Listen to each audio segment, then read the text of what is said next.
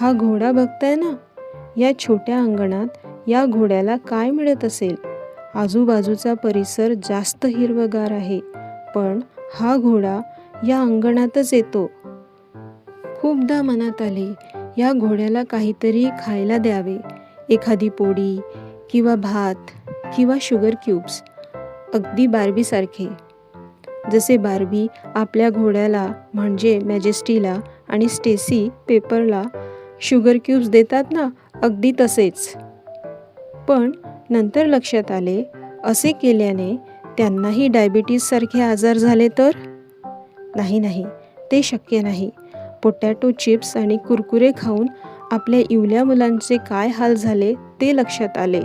या प्रकृती आईने सर्व प्राण्यांसाठी वेगवेगळी वनस्पती, जे त्यांच्या शरीरासाठी उपयोगी असेल ते आधीच तयार करून ठेवली आहेत, जे त्यांना खरोखरचे पोषण आणि बल देतात.